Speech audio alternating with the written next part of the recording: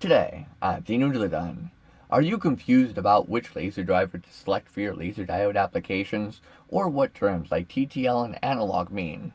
Do you want to understand the difference between buck, boost, and linear laser diode drivers? Well, look no further, because this is my comprehensive guide to understanding and using laser diode drivers. But first, I want to quickly explain why we need laser diode drivers. And this comes down to one property of the semiconductor materials that the laser diodes are made of, and that is that they're NTC. What does that mean? Well, that means negative temperature coefficient, and that means that they get more conductive as they heat up.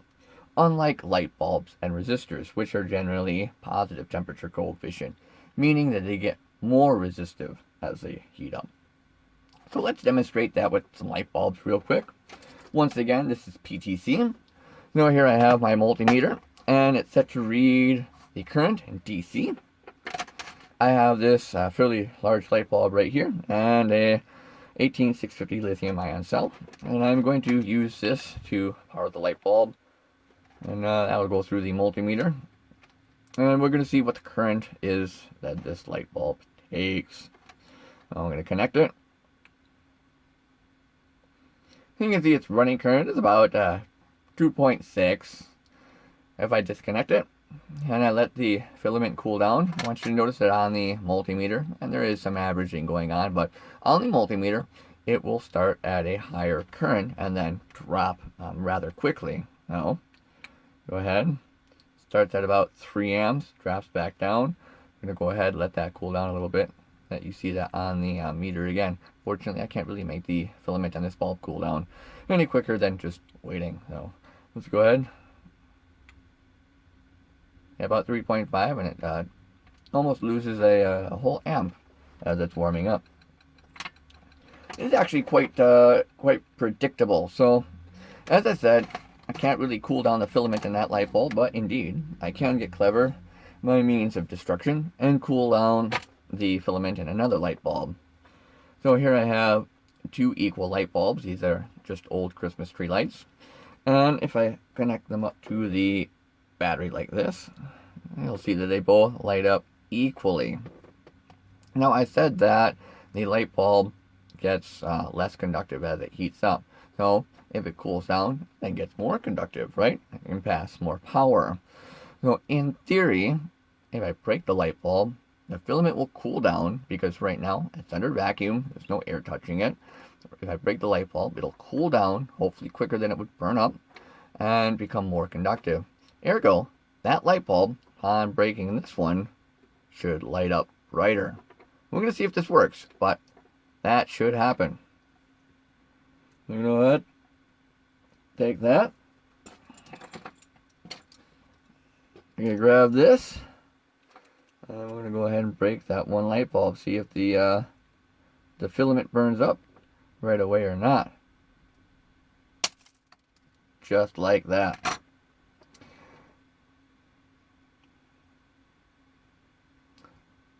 Oh, yes, that's what I meant by positive temperature coefficient. This is not how laser diodes work. And we can demonstrate this with some LEDs real quick, which I will be doing. I want to show you how, first, temperature affects how an LED does consume energy. And this applies once again too for laser diodes, obviously, but a simple demonstration of negative temperature coefficient. So I've got these two violet LEDs here. I'm going to turn off the light.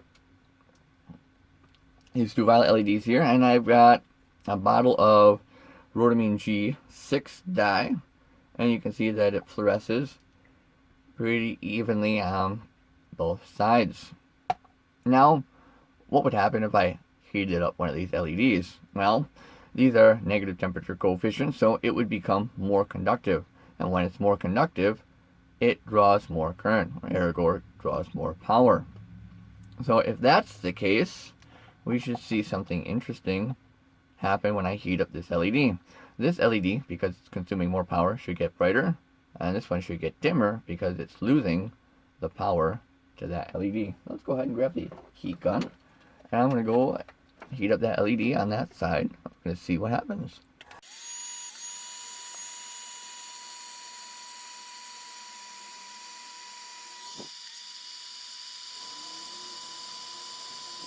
Well, that should be a fair bit of a difference.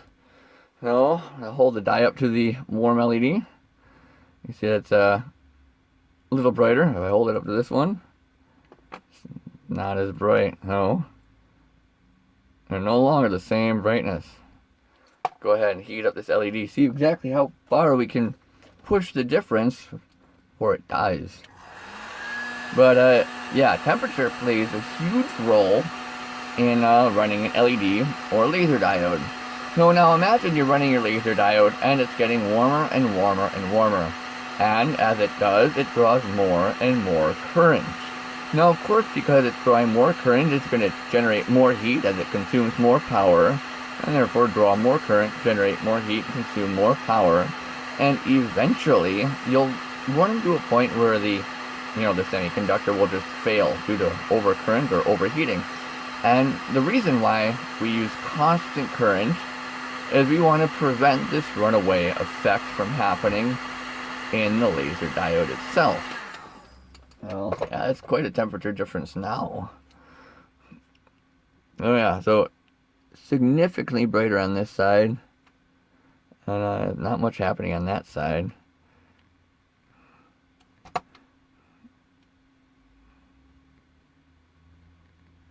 Quite a difference in intensity. But yeah, so we can't use constant voltage because constant voltage does not limit the current going to the semiconductor of the laser diode, and therefore it just heats up, draws more current, and it runs away. I've got another test to show you which will demonstrate this property of an LED, and that is through this little array right here. I'm going to go ahead and connect the multimeter up.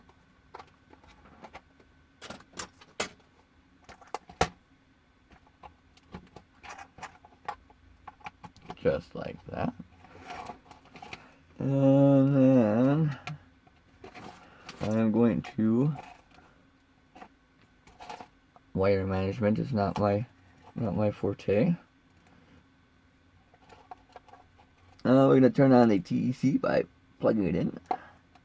And then we're going to turn on the LED array, which should be set to draw about 2 amps at a pretty cool temperature. Now, of course, the LED is going to be quite bright, so we're going to do our best. So that's on. That needs to be plugged in. That helps.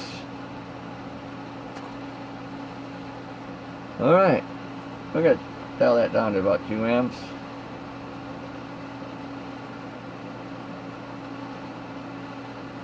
Alright. So I've got the LED currently being actively cooled, and it's drawing about 2 amps. Now, I am not going to change the voltage going to the LED. The voltage is going to be constant. The current, however, is not constant. What happens if the LEDs are allowed to warm up? Well, they should, instead of drawing less current like the light bulb, start to draw more current as they heat up. Go ahead and do that. So I've removed the LED array. Let that bugger get warm.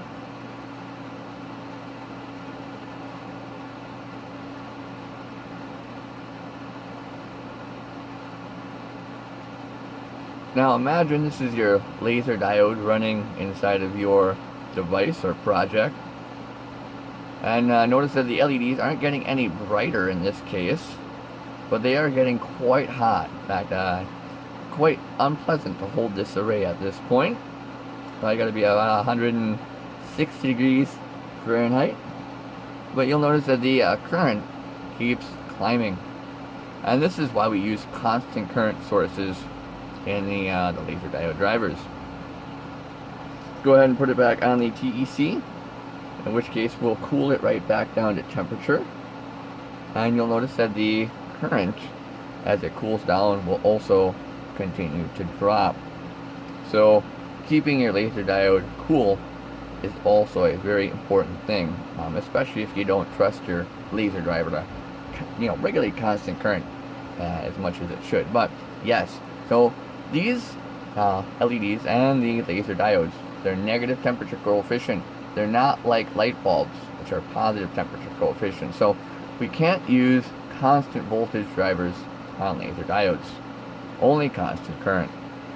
Now that I've gone over exactly why with demonstrations we use a constant current versus a constant voltage driver, I'm going to go ahead and kind of show you how much blatant disregard we can give for the output voltage specifications of a laser diode driver. And yes, it is still important, but mostly for the architecture of the laser diode driver and for the wiring configurations of multiple laser diodes.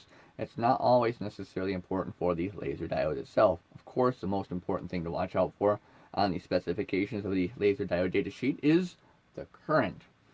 Anyway, I have a Tesla coil right here. Now the output voltage of this Tesla coil is probably a couple thousand volts, and its current probably in the tens of milliamps range, so not a lot of current behind it, but definitely quite a bit of voltage. Now this is also not DC, it's a transformer, which means it's AC. That's going to get important, but that's already two things that you wouldn't think you want going in your laser diode. There's no way it's an appropriate laser diode driver. Or is it? It's not a fake Tesla coil. I'll show you the output of the Tesla coil. I've got some solder here. We've got a little safety pin on the top, which will be our arc breakout. Go ahead and turn on the Tesla coil. And turn on the light so you can see. Focus. Turn up the output of the Tesla coil and turn up. See a nice little hot arc there.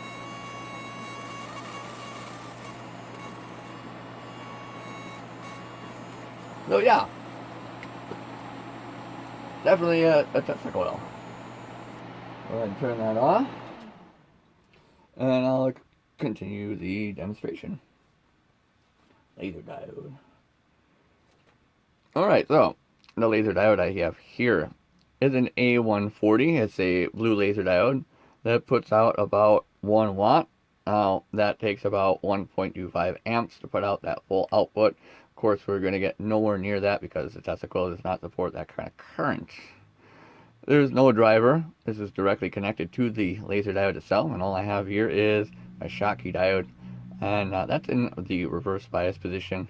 So you'll notice that the cathode is on the positive and the anode is on the negative, and that's because this is in fact AC, as I said before, and I don't want the reverse voltage going across the laser diode junction.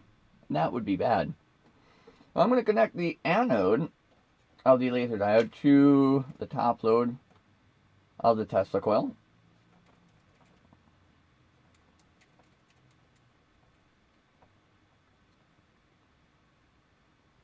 Just like that.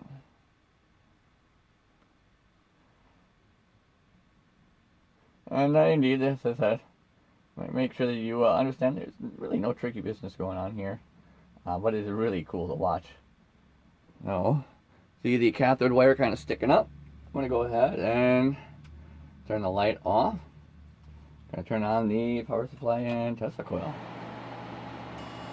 And you can see on the cathode wire not connected, we have the arcs coming out, and we already have some light from the laser diode. I'm going to go ahead and turn off the Tesla coil again. Turn on the light. Now, there's one way to get more power into the laser diode in that case, and that's to add capacitance to the cathode so it couples with the air and more current goes through it. So I've got these big pieces of metal. They act like big capacitors. So put that there, and I'm going to put the cathode of the laser diode wedged between these two pieces of metal, just like that. Got the laser diode connected as such. I'm going to go ahead and turn on the Tesla coil again.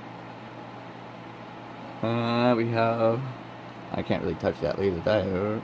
I got shocked there. It's supposed to be ground. Alright, cool. I'm going to go ahead and turn out the light again.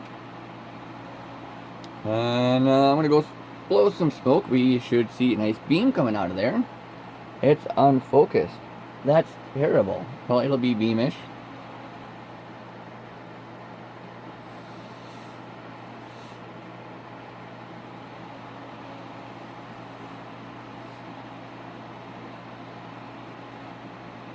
So yes, if you know what you're doing, and as long as you don't go past the current rating of your laser diode, it doesn't necessarily matter what voltage is being produced or can be produced by your laser diode driver.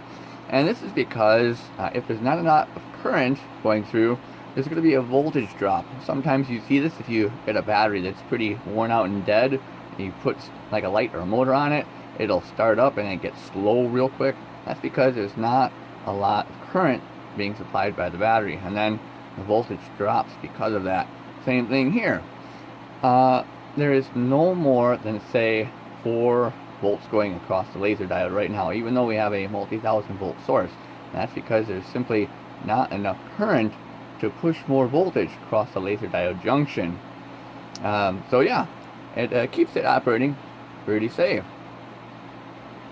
That's actually quite a bit of current coming off that Tesla coil. Quite surprised. So pretty neat, eh? And then, yeah, as I said, later on in the video, we'll go ahead and discuss why voltage does matter when we talk about laser diode driver architecture a little bit more. But something to keep in mind, current is what you want to watch out for, not voltage. Let's go ahead and talk about laser diode drivers. And there are 2 types of architecture, linear and DC to DC switching. The easiest linear laser diode driver that you can make is a simple resistor. And mind you, this only works under certain situations. I can't recommend it because in actuality it's a terrible way to drive your laser diode, but here's how it works in theory. So I have a NTC load, which is the LEDs, and I have a PTC load, which is the light bulb here. So what should happen is as the LEDs warm up, they'll become more conductive and they'll pass more current. That means that more current will be allowed to flow through the filament of the light bulb. So that's going to warm up. As this warms up, it becomes less conductive, which is going to limit the current that can flow through the whole loop and through the LEDs.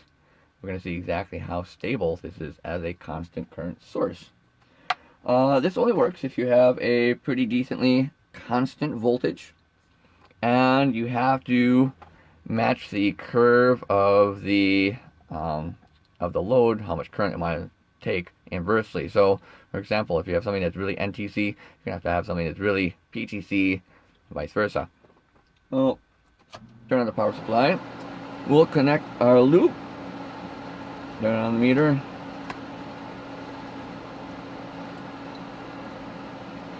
Alright, and once again, we're drawing about 2 amps. I'm not going to change the voltage. I'm not going to change the current. The only thing that is regulating the current to the LEDs is the light bulb here.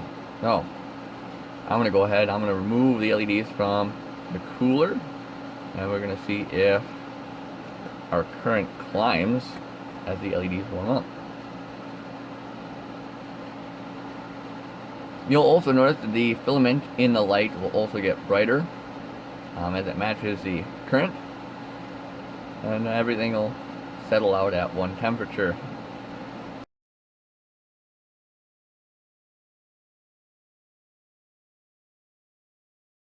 As you can see, it holds the current pretty constant, given the fact that it's just a light bulb.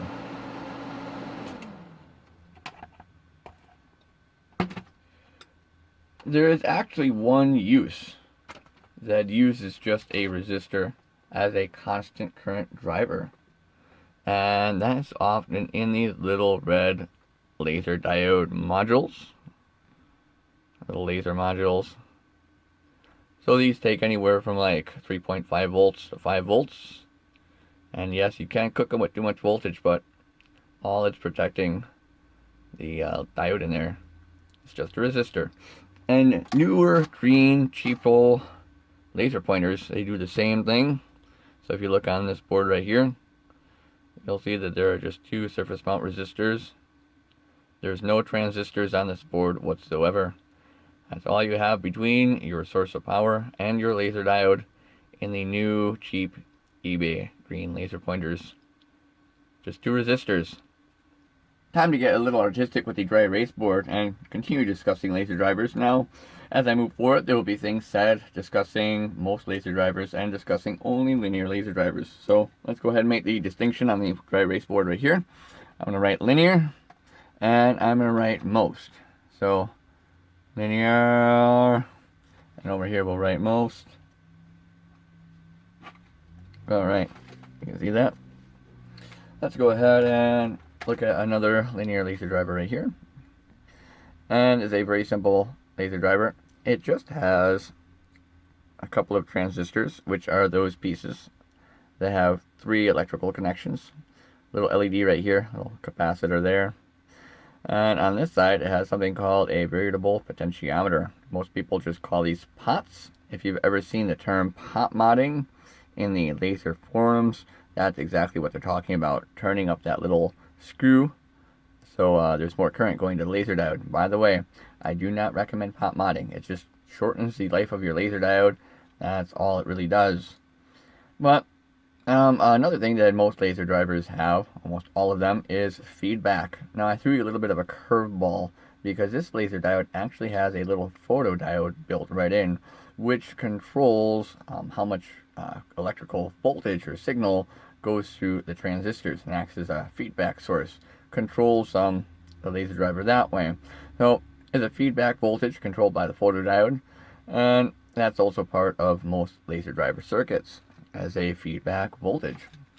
I'll zoom out, and we'll write those two things down under most. So most have potentiometers, call those pots, and most have a feedback voltage, so FB voltage. Perfect. Let's take a look at another laser diode driver. We have something quite similar. We have a pair of transistors. So there's a transistor here. There's another 3-legged component there. It could be a voltage, a current precision shunt. But it's very simple. There's nothing really much on it. There is not a connection to the photodiode of the laser. So how does it get a feedback voltage? Well, that's actually done by this resistor right here on the board. I'll flip it around. And you'll see that that resistor says 1R00. So that is a 1 ohm resistor. And that is in series with the load through the transistor. So the negative connection is attached to this side. It goes through the resistor and connects to the emitter of this transistor right here. And so whatever is going to the laser diode is also going through that resistor right there. And there's a voltage differential. So for example, 1 or 0, if there's an amp flowing through there, there's 1 volt flowing through there, there's 1 amp.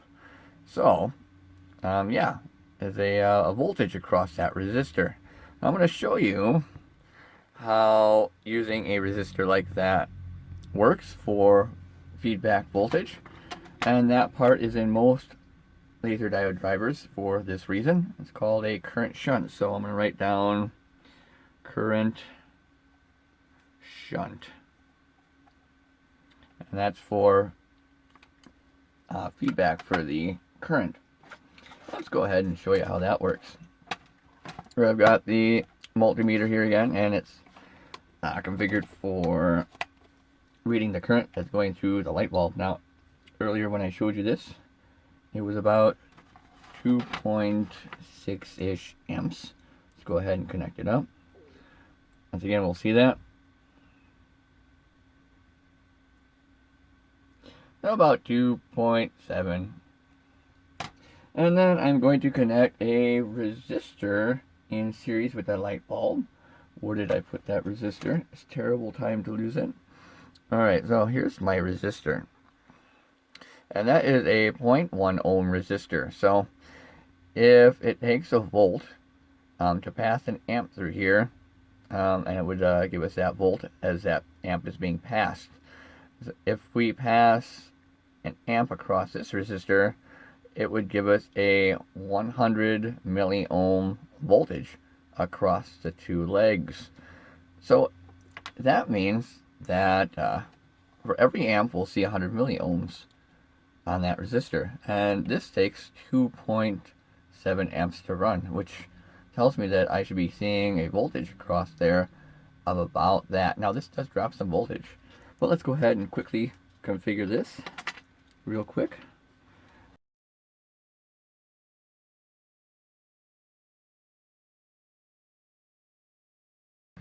Now if I treat this as my positive input, got this wire here for the negative, got it set to read volts DC.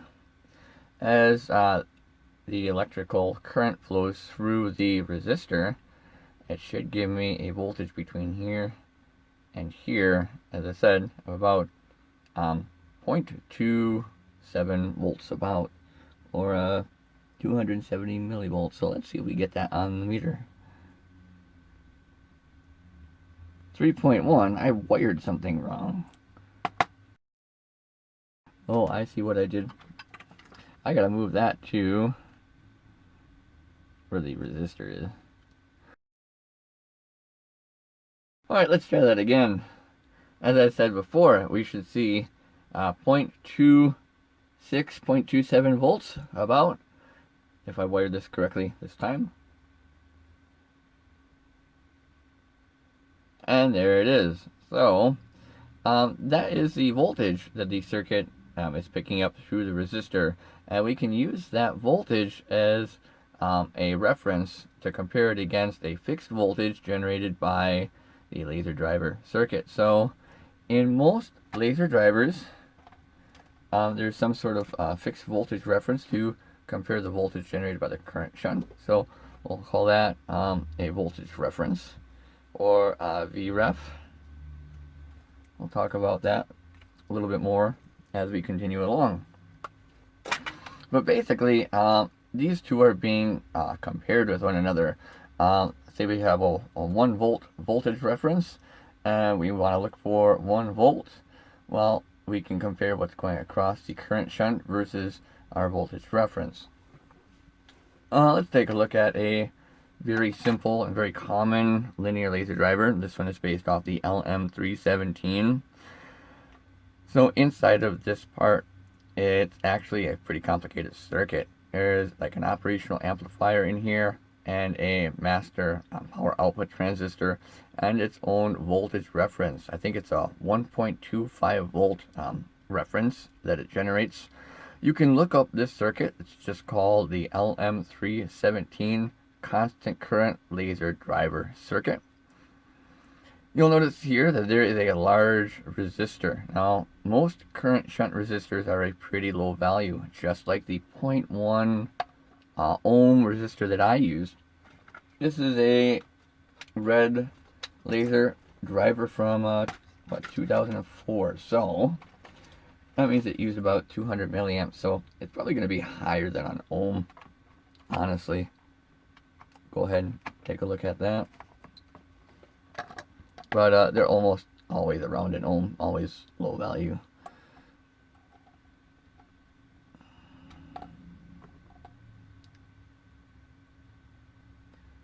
Okay, 2.7 ohms. So yeah, this is just a basic LM317 constant current driver. You'll notice that there's a little transistor down in here. That's for modulation. I'll talk more about modulation later on in the video. Another type of constant current driver circuit uses an operational amplifier, and in fact there's a lot of laser drivers that use an operational amplifier, and this allows for the voltage reference and the voltage from the shunt resistor to be compared. Now, this is another laser driver circuit. We have this little part right here, and it has 3 legs like a transistor, but it's not a transistor. This is actually an adjustable or programmable current precision shunt, and it generates a voltage just like a diode would, a Zener diode. So that gives us our constant voltage. And then we got the operational amplifier, which has a couple of inputs and outputs. There's actually 2 op amps inside this package, and each op amp has an input A and input B that can be compared. So we have our voltage reference. So where do we get the voltage or the feedback signal from the laser diode? Because this one doesn't have the photodiode connected. Well, as I said before, most of these use resistors. So let's see if we can go ahead and find the current shunt resistor on this board. Oh, right here, it's 1 ohm, and it's connected in the exact same way as the other one. So you can see that the ground wire comes up through here, goes through that resistor, goes into the emitter of the transistor, just like the other one. So that's our current shunt right there. Now you'll notice that this just has a couple of parts.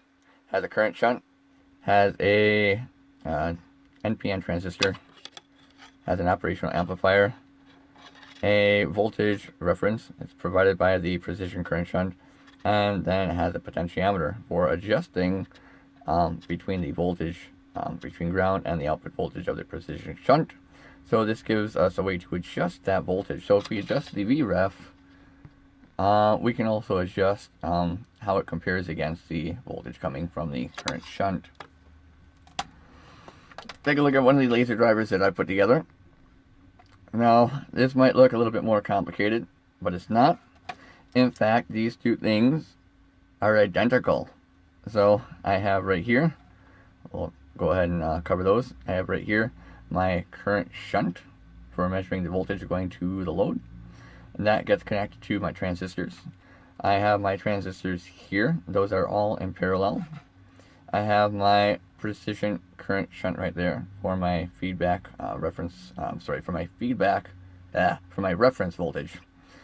I have here the potentiometer for adjusting the voltage off the reference voltage here to one of the inputs of the 358 operational amplifier, and that measures against the voltage differential on my current shunt. So this right here is the exact same thing.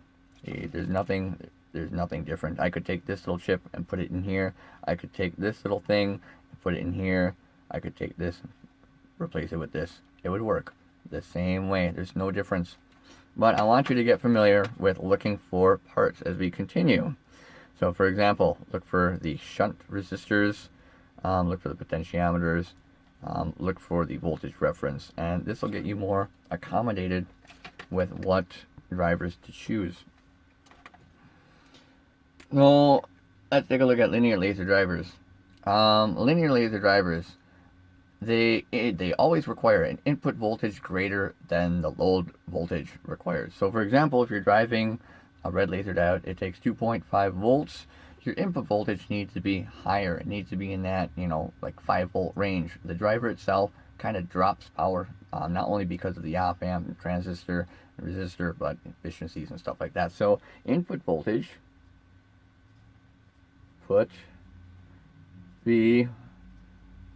must be more than load. Okay, so always with linear laser drivers, the input voltage must be higher. So you'll often hear red, green, and blue laser diode drivers, and there is some significance to that, but not in the way you might think once again. Now here I have this laser diode driver right here. It's on a red laser diode. So I'm going to go ahead and I'm going to connect up some power to that. And we'll indeed see that there is red laser light coming out of that.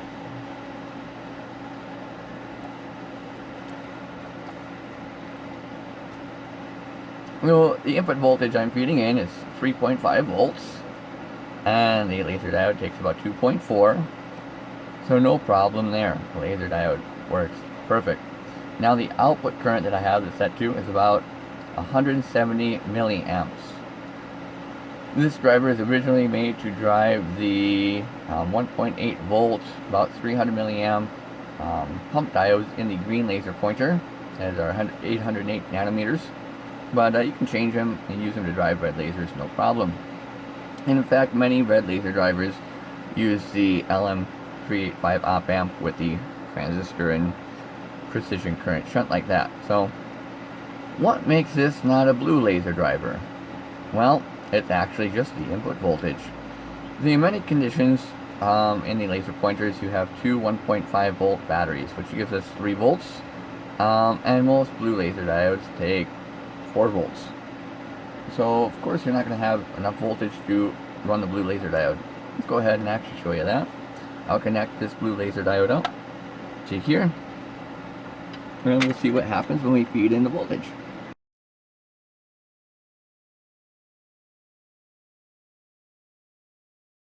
Alright, I have the blue laser diode now hooked up to this little linear laser driver, meant to drive the infrared laser diode inside of a green laser pointer, a DPSS kind. And since the rule of a linear laser driver is that I must input more voltage than the load takes. So for example, I have a laser diode here that takes 4 to 4.5 volts. If I were to use the original voltage source that this takes, it's 3 volts. Well, in this case, I'm going to run 3.5 volts into the driver. You can see that absolutely nothing happens. The laser diode doesn't come on at all. Doesn't work. So how do we fix that? It's a very simple fix. In fact, all we need to do is turn up the voltage. I'm going to give this a quick connection here. And when I turn up the voltage from 3 volts to say 6-ish, a laser diode should come on if I have everything connected right. And there it goes.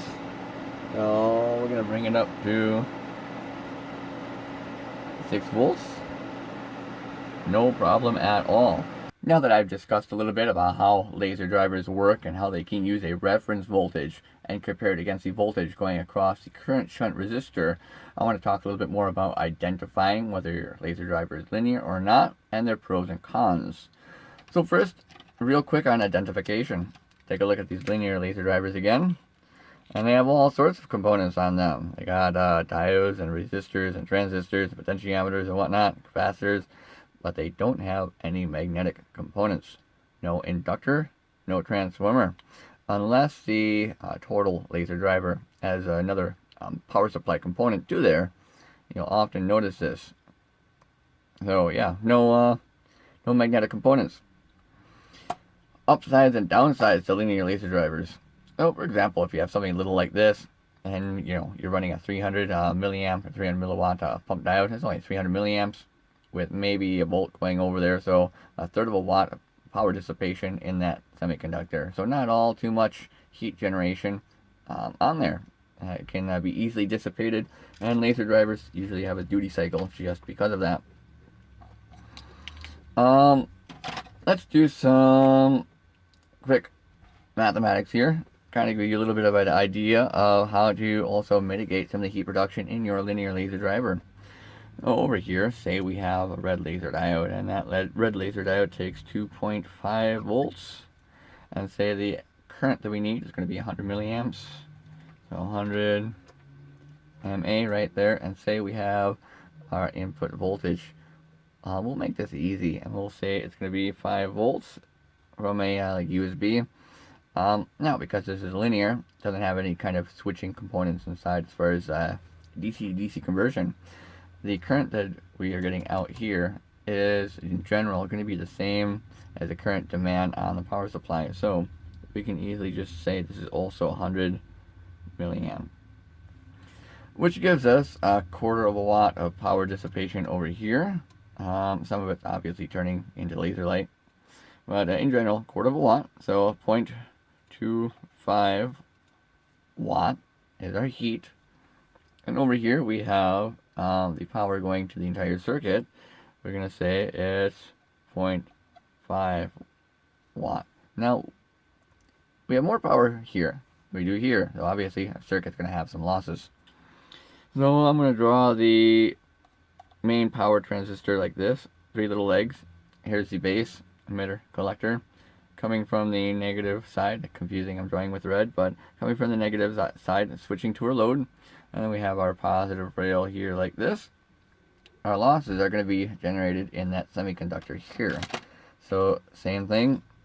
Here's our main switching, regulating semiconductors here. That's where our heat sinks are. And the other thing that's going to get warm on some occasions is the shunt resistor, but usually that's pretty cool. So what kind of power are we dissipating here?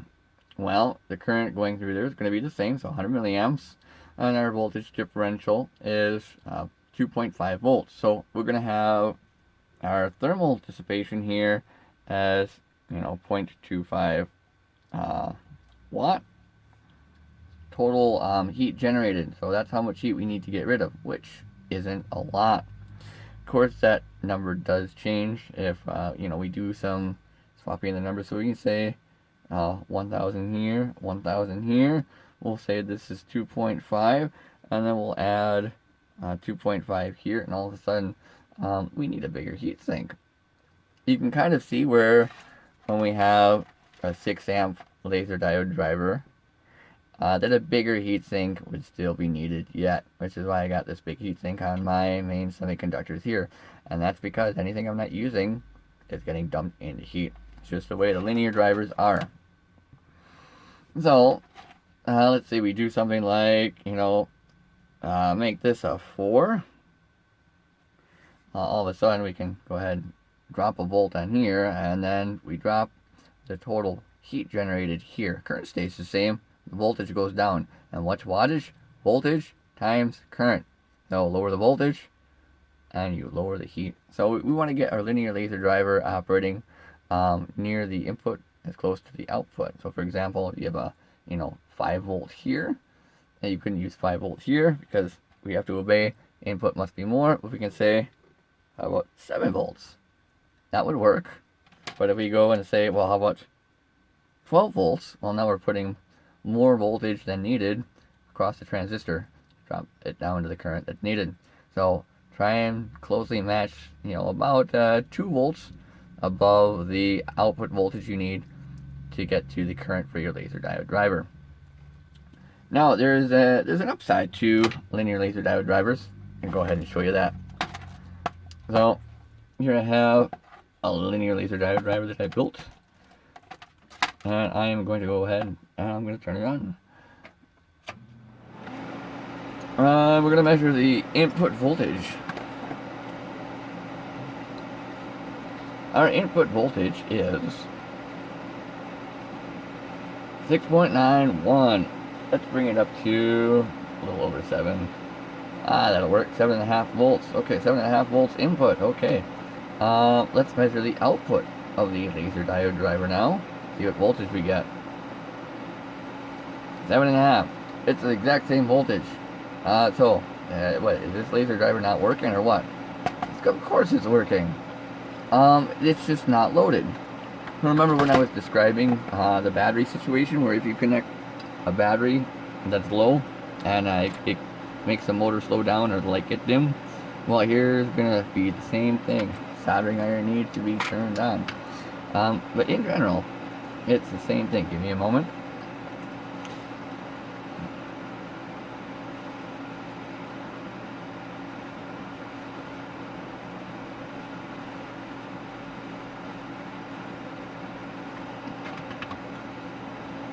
Okay. Now we're going to go ahead and do that test again. Now, I'm going to go over. Measure the voltage on there, 7.5 volts. And as soon as I touch the load, the voltage is going to drop instantly. 2.6. So, it doesn't matter what voltage your laser driver really is putting out when it's unloaded. Especially if it's a linear laser driver.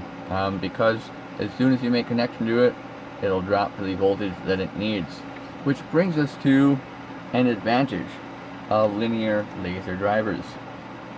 As you notice, I did not turn off the laser driver before connecting the LED load. So once again, it's switching on the negative side, common positive. I can go ahead and do this, and it's fine.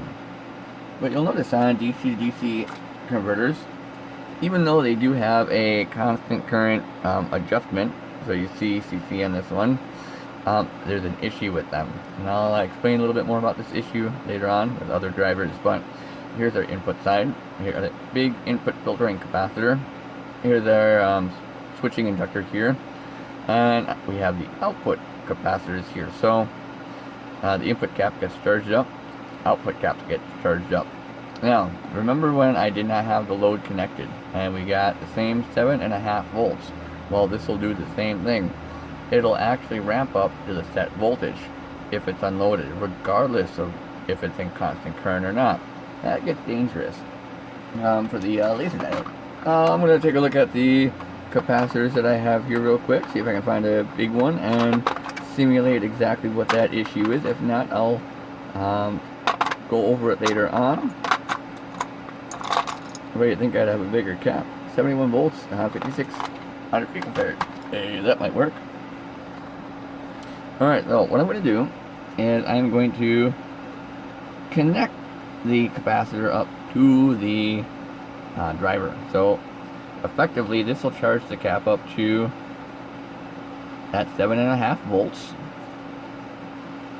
And then I am going to dump the capacitor across the LED, and before it can start current regulating again, it must dump across the load, and then the load will take over, and then it'll constant current regulate. But hopefully we'll get to see a little bit of a flash before it does that. Alright, now you can see that again.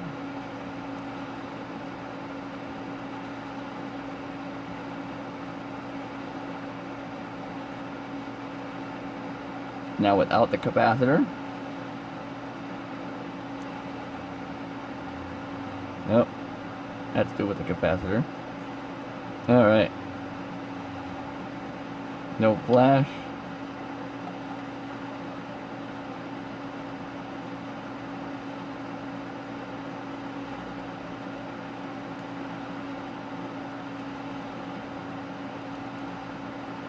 You can really see it on my hand, that flash. And once again without the capacitor.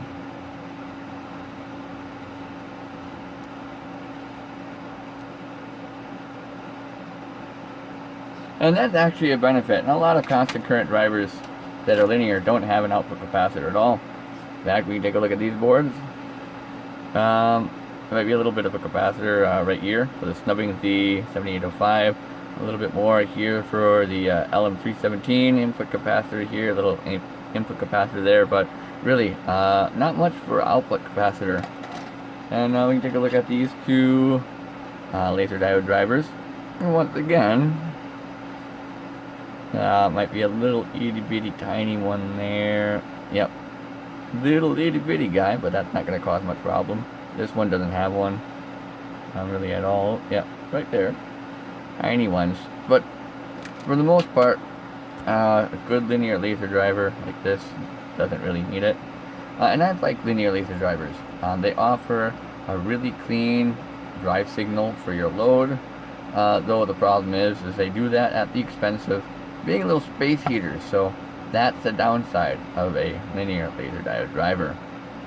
Now that I've discussed linear laser drivers in detail, and we have some terms that cover most laser drivers, let's go ahead and start talking about the switch mode, or switching type of laser driver. Well, let's put that as the DC-DC converter, because that's normally what they're called. DC to DC. That means they take one direct current and turn it into another type of direct current. How do they do this? Well, they have input, we'll call this negative and positive here.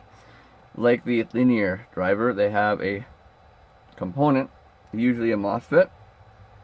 Now it will have source, gate, drain, and instead of varying its resistance, it'll actually turn on and off real quick. Oh yeah, let's mark that down before we forget. Linear laser driver, they work on resistance, so works on resistance. Alright, so linear laser driver, basically just using a transistor to vary the resistance and get the proper current. DC to DC converters, what they do is they take and they switch a MOSFET, that MOSFET sends power to a coil in an inductor. What an inductor is it's a piece of magnetic material with a single loop of wire wrapped around, usually. So go ahead and draw our inductor. So that's our piece of magnetic material. Wire comes from our switching component, wraps around several times, and then goes to positive. So what's happening? Well, if we turn on the MOSFET real quick, we'll get a magnetic field that is generated in the inductor. And if we turn off the MOSFET, well, now the magnetic field collapses, and there is a differential across these 2 points, a certain voltage or a certain current. So what we do is we take and we put a diode here. So this turns on, we get a magnetic field. Magnetic field collapses when this turns off, and the backflow of the voltage generated, current generated, flows through the diode and gives us our output. And on here we have a couple of things. So we have some input smoothing capacitors, and on the outside we have the output smoothing capacitors. On this circuit too, we'll have a resistor for measuring the current, so we can go ahead and put that in, and then out to our final load, and then over here that'll go to some IC for measuring. So in all DC to DC converters, we should be able to find a current sense resistor and a magnetic component, along with some sort of switching component, but oftentimes that's built into the IC on a laser driver. Let's take a look at a DC to DC converter now. Hey, this looks familiar. Okay, so we have our flip it around. We have our input capacitor as drawn here. We have our switching component as drawn here. We have our inductor. We have our output side capacitors, and then we have our feedback circuit. And if we look underneath here, you can actually see the resistor on the bottom. It says R004. I think that's 4 milliohms, so really low value resistor, very conductive. And by the way, the feedback reference I think is either one of these or built into that chip right there. Not quite sure. But anyway, you might ask, should you be running your laser diodes on one of these little one of these little DC to DC converters? Well, the answer is I don't recommend them, and that's because Diode has had a history with these, and I just cooked them. I mean, I really do just cook them. Even this, notice I'm not using this. Yep, that's dead. That's dead. But we can still identify some of the same components. So for example, we see a resistor right here. This is R050. So that's 50 milliohms. On this side, we have this chip right here. So that is a DC-DC converter chip, and it's a buck mode chip. I'll explain what that is later. We got our diode here. That's the output rectification. So that's that diode right here. This one is synchronous, so it uses a MOSFET instead of a diode, but simple difference in there. And then we have our inductor. Over here it gets a little interesting. So you got a 8-pin IC there. That's actually an LM358, so that's an operational amplifier. And if we look on the other side, you can see that that's close to the current shunt, which is in line with the load. So that's where it's getting the feedback.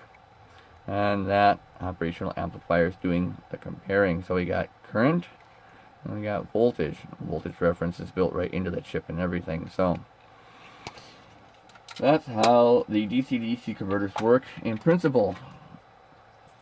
There are two different types of DC-DC converter. There is buck, as I described here, and in that power supply. So buck. What does a buck mode do? Well, like a linear laser driver, a buck mode takes a voltage and it steps it down. It steps down the voltage to where the current needs to be set. So one of the rules about a buck mode DC-DC converter is that the input voltage must be higher than the output voltage of the load that's required. So say that right now, input voltage must be higher than load. Okay. Then we got another type of DC to DC converter that's often used, and that's called a boost mode. I'll write that down.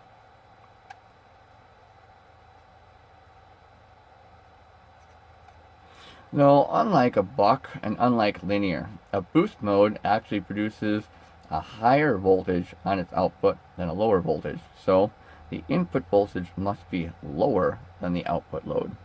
I'll write that down. The must be lower than load. And those are requirements for the two types of DC to DC converter based laser drivers.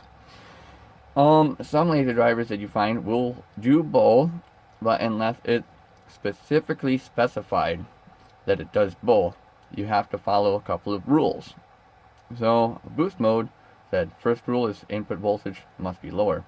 So let's take a look at some scenarios here and how we use these. In a buck laser diode driver, let's say you will have a single lithium ion cell, then that means that your input voltage is about 4 volts. Well, our available laser diodes that we could drive are going to be the red and the infrareds, and this includes pump diodes for GPSS lasers too. And those laser diodes often run anywhere from 1.5 to about 2.7 volts, so under 4 volts from a lithium ion cell. Say if you wanted to run a blue laser diode or a direct laser green laser diode, or if you want to run a violet laser diode, well, those voltages are higher. So blue is generally around the 4.5 volt range. Some of the greens can hit as high as 8 volts. So you wouldn't be able to use a buck with a single lithium ion cell. Instead, you'd have to use 2 to get a higher forward voltage on the input of about 8 to 8.4 volts at full charge. Boost modes. A lot of the boost modes that you see in cheaper laser drivers, such as the 405 nanometer ones, they stop at 5 volts. And that's partly a problem of the input the chip can take, but there's a second problem too. And that's because the laser diodes are around the 5 volt range. And if you disobey the input voltage being lower, then you have some problems. So if you try to use this on, say, a red laser diode or infrared laser diode, well, the voltage is going to be lower than the input voltage. So the boost mode is not going to operate correct. There's going to be problems with the feedback, and there's going to be too much current going to the laser diode. So you'd use a boost mode on a single lithium ion cell for, say, a 4.5 volt blue all the way up to a 8 volt green, and you never use a boost mode on a red or infrared laser diode, unless you run them in series. That's the catch. So say, for example, you have 2 red laser diodes, and they're 2.5 volts apiece, and you run them in series. Well, that's 5 volts. And if you have an input from a single lithium ion cell that's 4, well, your output voltage of the load is higher. So you can get away with that, but only if you run them in series. Boost modes are great for single lithium ion laser pointer builds and stuff like that, but in general, those are the 2 types of DC to DC converters. Let's take a look at one of these buggers and see how well it actually works for driving a semiconductor. This is where nothing goes right, but I've got a blue LED right here, and I'm going to warn you that there's probably something wrong with this DC to DC converter. I fired it up and it seems to be getting a little warmer than it needs to, so hopefully we won't have rapid capacitor decompression. I'm going to hook up the power supply to this DC to DC converter real quick. Alright, first I'm going to see what the output voltage is on that DC to DC converter, so I'm going to go ahead and give that a test. 10 volts. That's a little high for the LED, so I'm going to turn down the voltage.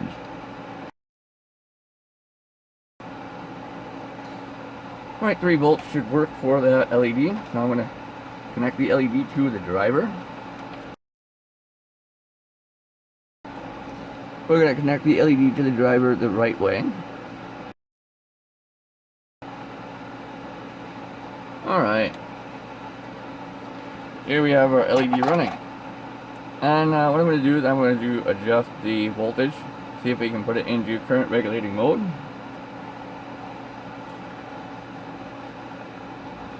Actually, let's try current regulating right away. So see if we can turn down the current.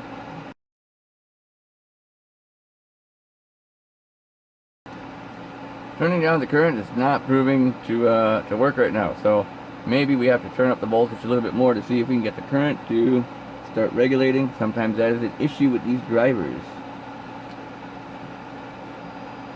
Okay, I think now we might be in current regulating mode. Maybe. We'll see if we can turn up the current just a little bit. Yep, okay, so now we're in current regulating mode. Alright, I'm going to turn that back down. I'm going to turn up the voltage. And we shouldn't see a change in the brightness because we're regulating current. So everything looks good. You'll notice though, there's a little bit of PWM coming off that LED. That's noise.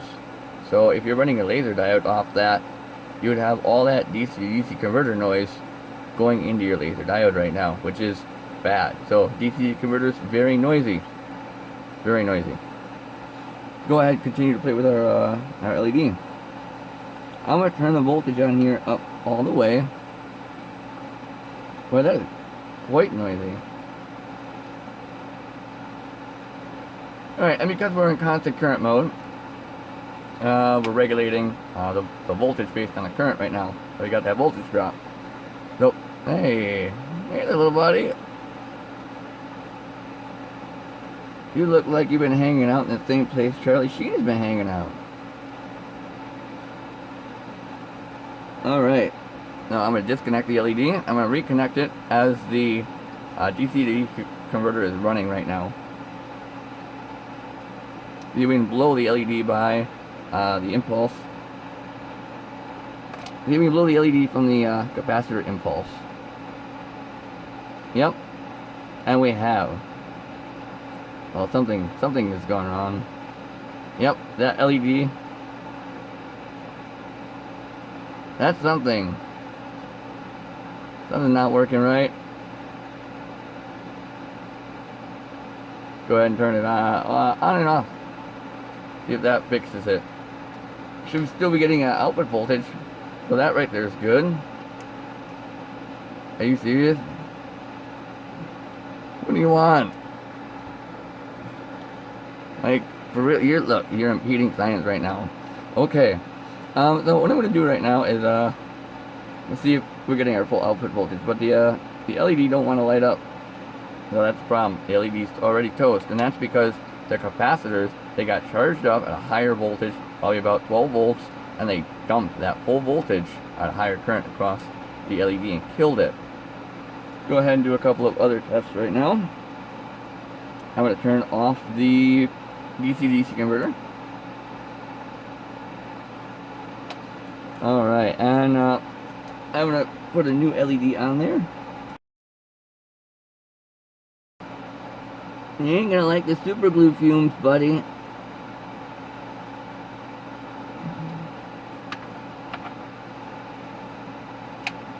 Alright, another LED. Alright, so I'm going to go ahead and I'm going to apply power to the DC-DC converter. It should still be in constant current regulating mode right now. I haven't touched current, so the LED should come on without a problem at its proper current that is set. Let's go ahead and give that a try.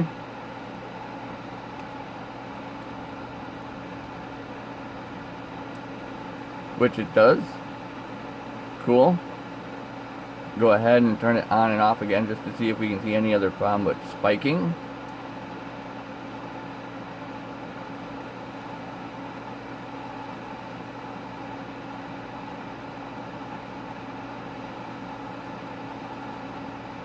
Yeah, there's a little bit of a spike because it gets bright real quick. Interestingly enough, I'm going to go ahead and turn off the light. See if you can see that real quick flash as it turns on. It might be too fast for the camera. I have a witness. The bug is my witness. Okay, so you see that real quick kind of flash?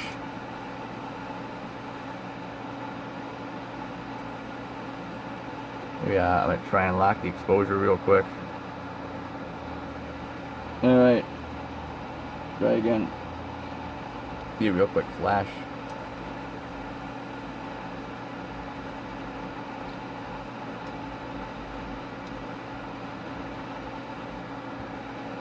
That's probably the prettiest blue light that little bug has ever seen. Alright, so a couple of downsides to a DC to DC converter like this. First of all, they're noisy. Second of all, if you disconnect them from the output of the load while running and they reconnect, they will dump the capacitors into the load and kill it. I call this the output capacitor catastrophe, and it's killed many laser diodes. I mean, I've heard people tell me that their drivers have killed their diodes. So never use these to run your laser diodes. They're also very noisy too, and you don't want that noise, you don't want that ripple going into your laser diode, especially from something with a really big inductor like that. There are small laser drivers that are DC to DC converters, and I'll go over those real quick too. But something to watch out for. Don't use these for driving your laser diodes. They're not meant to drive them. Buck mode and boost mode laser drivers are very common in laser pointers, especially when you're dealing with the direct diode greens, blues, or violets. Most often you'll see a linear laser driver for the reds, infrareds, and then the DPSS 532 greens. Let's go ahead and take a look at two laser drivers. And right away you'll notice some magnetic components. So each one of these has an inductor. So that's an inductor right here, marked with 100. And here's another inductor here, marked with the 2 R2. Each one of these has a little drive chip on there, so that's the drive chip, little 6-pin bugger. And then on here we have a 8-pin drive IC. You'll notice that there's no potentiometer on here at all. So how do you adjust the current? Well, I actually did a whole video, and it's called the shunt mod video. I'll link it below in the description, and it goes over how to adjust the current on these types of laser drivers. In fact, it will work on almost any laser driver, regardless whether it's DC to DC switching or analog linear. Changing the shunt will change the current of the driver, but that's your only option on these, is to change the shunt resistor. We have some input capacitors, so here's input capacitors here, input capacitors here. Flip it around and we'll see our output. So output capacitor here, output capacitor bank right there. There's the shunt resistor on this board, and over here you can see my little totem of 2 shunt resistors for changing the current. Now, these look pretty much the same. We got some capacitors, a drive IC, and some inductors. One of these is boost mode, one of these is buck mode. Well, if they're not marked, how would you tell the difference? And how would you do it without burning up a laser driver? So there's some more rules that we have to obey when doing testing on a laser driver. I'll write down some of those rules for the DC to DC converter style here. Number 1, boost mode laser drivers should not be driven without a load. Here's why. No, the boost modes, they're designed to ramp up the voltage past the input voltage, and they will keep ramping up the voltage until they meet their current set point, which means without a load they never meet their current set point, which means they keep ramping up their voltage. Unloaded, these little buggers can go up to about 24 volts. They're normally driven at about 6-ish when they're loaded. That's bad for the little capacitor here. A lot of these little capacitors, they're just not rated for that high of a voltage, and they like to blow up and whatnot and have problems. So number 1 rule of precaution when testing boost mode, buck mode laser drivers, you're not aware of what they are, is that don't run them unloaded. That's the first thing. So especially boost. So do not run boost. Run boost without load. Okay, do not run boost without a load at all. Buck modes you can run without a load, no problem. And the reason is they can't ramp up the voltage past the input voltage. So they're not going to keep running away and trying to generate more voltage, which is good. So yes, you can. You can run a buck without a load. So buck can run without load. Okay, so those are your two options. You can ruin one, but not the other. But you don't know, and you don't want to ruin one. So how I test them, if I don't know, is I simply ask the drivers to do something that one driver simply can't. And that's to boost up the voltage to a range where it would be still safe on the driver. It's kind of like the old thing of two people are lying. Gotta figure out which one is telling the truth. So what do? I see which one can boost up the voltage. How do I do that? Simple. I take a dummy load, in this case, two LEDs. They're both blue and have a forward voltage of about 3.3 volts. Together in series, they have a forward voltage of about 6.6. Only a boost mode driver can power these off a single lithium ion battery that's only, 4 volts. Let's go ahead and do that test. So first we're going to test that out on this driver right here and see if it's a boost or a buck. Pop off the laser diode that I have on there. Just like that. I'm going to connect the test load up. Just like that. And now we put power into it. See if the LEDs light up or not. If they light up, it's boost. If they don't, it's buck.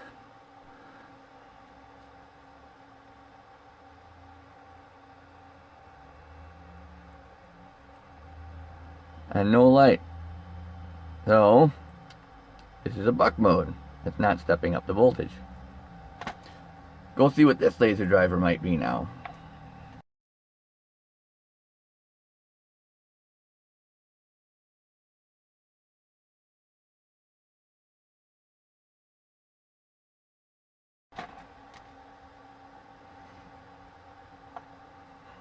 Alright, if it's boost, it'll light it up. If it's buck, it won't. Hey, we have a boost. So, yep. That's how you test, and that's how you test safely. So, you want to kind of lock your load down so it can't run away, or lock your driver down with the load so it can't run away.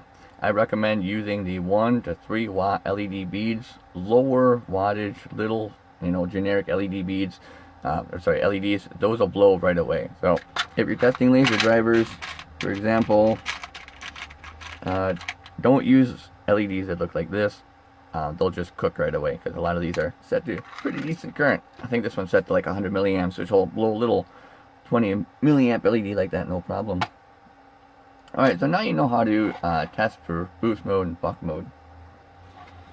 Let's go over some advantages and disadvantages. As I mentioned, they are noisy, but since they're DC to DC switching, they're often more efficient since they don't use resistance to drop the power down. So let's put that down. More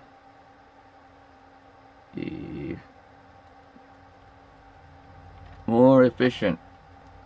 Alright, so that's the upside. They are more efficient, and with the boost modes, you can get more voltage out of a single lithium ion than you can with a buck or a linear, because you get that option of stepping up the voltage to where you need. I have done videos on also modifying the linear style laser drivers for like the greens and the reds. So a video on the style with the LM358 and the voltage reference and whatnot, and you see this on my bare and basic CD DVD video. I show you how to hack these little drivers. So if you're looking for how to use those, that's how you use those. Let's go on and take a look at another driver. Alright, so here's the driver we're going to take a look at. I'm going to ask you, is this linear, is this buck, or is this boost?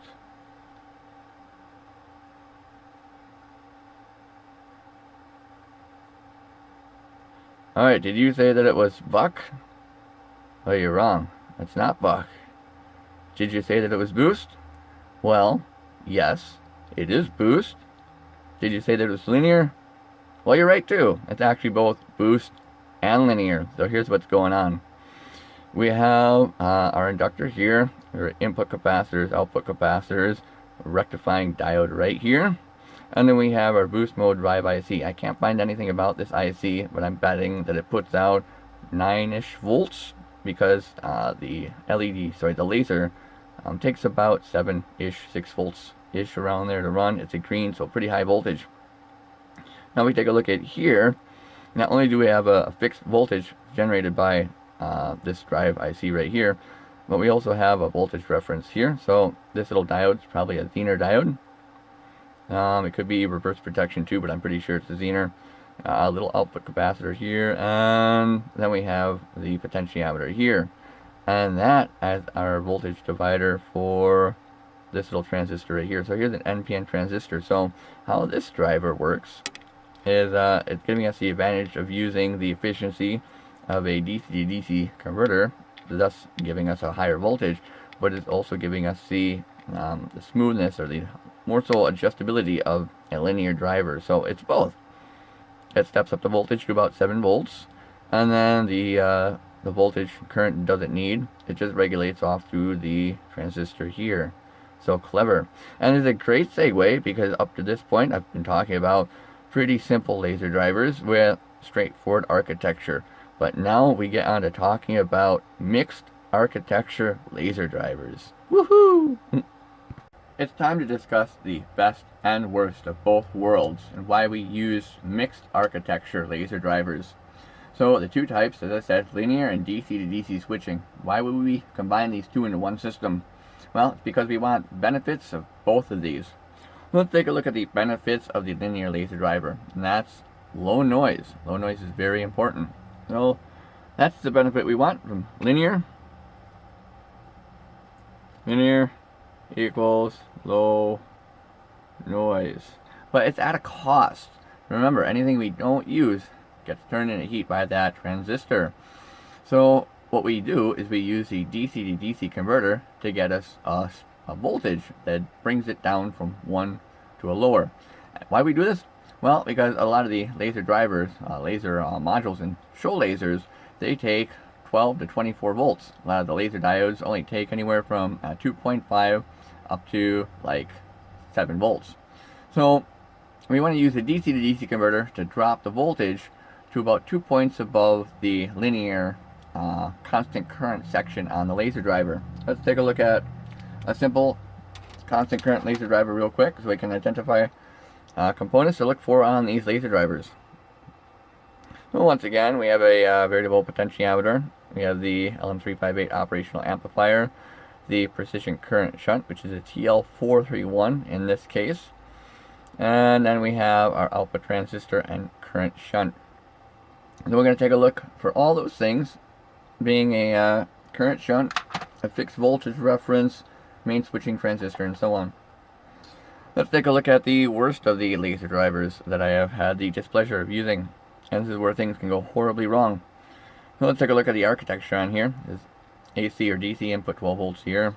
Flip it around. We can do CA full bridge rectifier made out of discrete diodes. Oh, by the way, as we go over this board, I just want you to take a look at it because it's hilarious. The longer you look at it, the more you just laugh. It's an interesting board.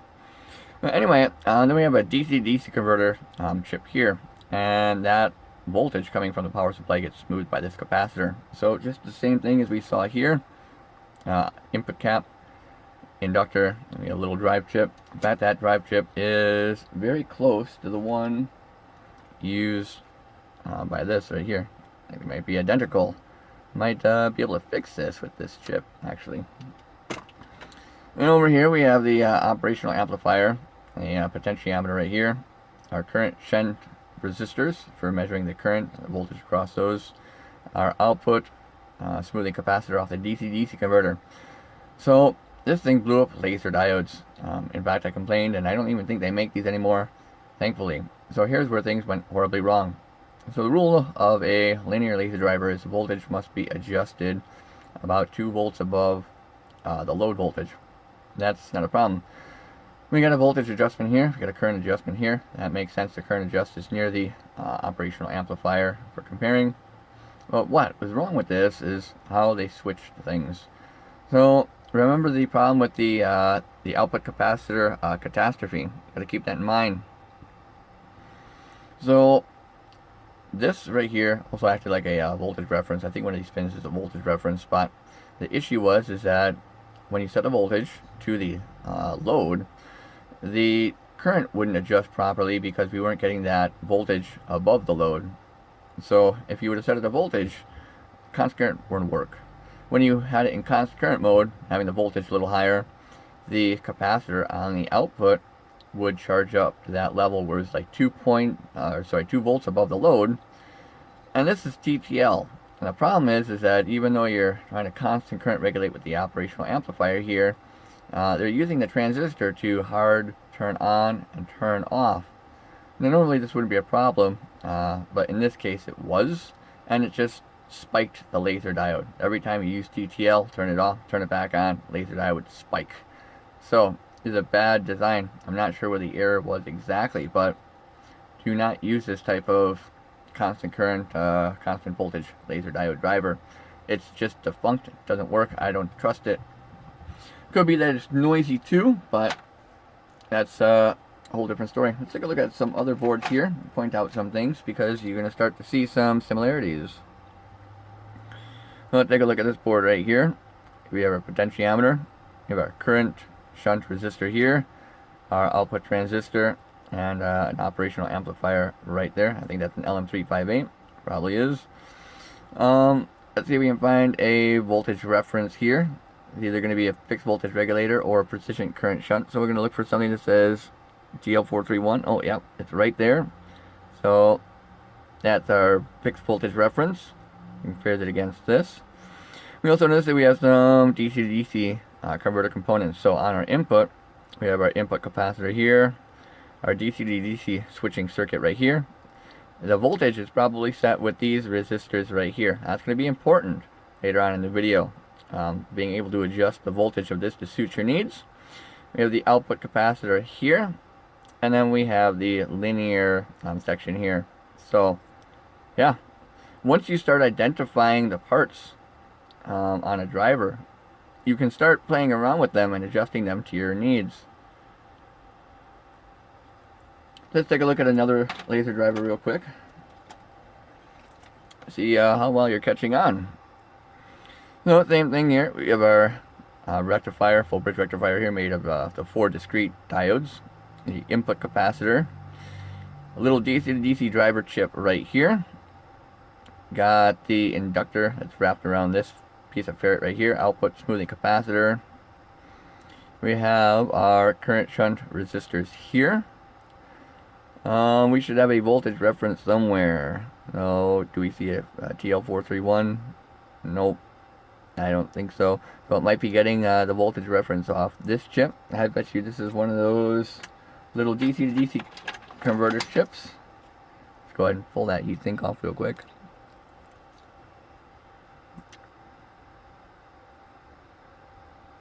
Well, that's not the easiest to read. But there's probably a voltage reference off there. And then over here we have our final output transistor. It's probably an NPN transistor, similar to the D822. Or D882, one of those. And then this right here, next to the potentiometer. Boy, I'm betting that's an operational amplifier. It wouldn't surprise me at all if it was a TL431, or not TL431, LM358. See what you are. Hey, I called it. Right there. 358. Take a look at another driver real quick. Once again, looking for the same thing. Alright, so where's our input? Alright, input voltage here. So that's our input smoothing capacitor here. Here's our little DC to DC driver chip inductor. I'm betting that, oh, I see. Alright, so they're not using a TL431 here for the fixed voltage reference. They're actually using this little 5 volt fixed voltage regulator. So this cap's probably the smoothing for the input of that or the output of that. And then output rectification diode, output smoothing capacitor here. That's probably going to be another operational amplifier here. You can see that I already moved the current shunt resistors. I removed the master switching transistor as well for another project. You a 3582?